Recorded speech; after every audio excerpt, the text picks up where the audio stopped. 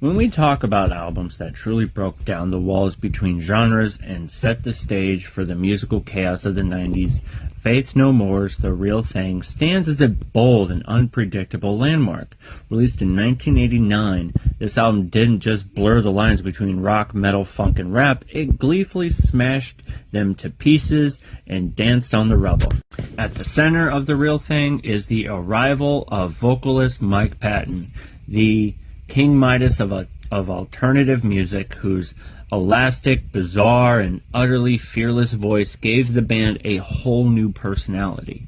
Fresh from his work with the avant-garde group Mr. Bungle, Patton injected the band's sound with humor, menace, theatricality, and versatility. He didn't just sing, he spat, whispered, crooned, barked, and roared his way through this album, turning every track into a little universe of its own. The music matched his energy beat for beat. Take the hit single Epic, a rap metal anthem before that was even a proper genre. Its combination of funk-driven bass, heavy guitar riffs, rap-like verses, and soaring chorus made a strange beast for 1989 radio. And yet, it became a massive hit.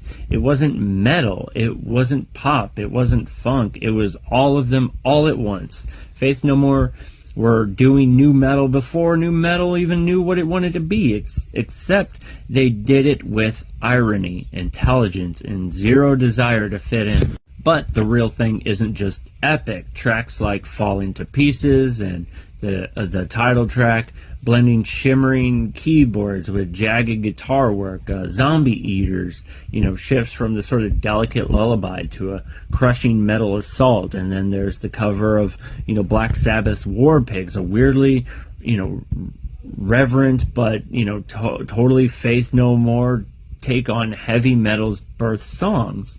Even the deeper cuts like Surprise You're Dead and, Underwater Love hint at how far ahead of the curve this band was, mixing, alt-rock, thrash, funk, and new wave into something uniquely their own.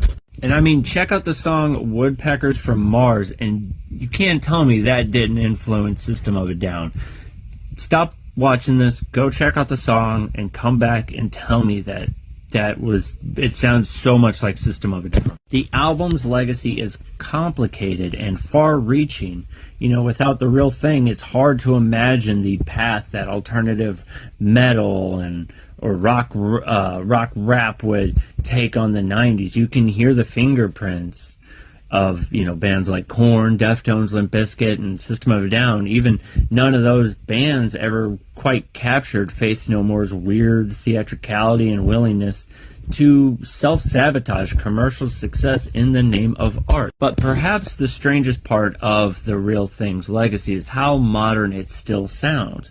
In an era where genre mashing is the norm, where hip-hop collides with pop, where metal flirts with electronic music, Faith No More seem like prophets who saw the music world, cracking apart, decades after the rest of us caught up.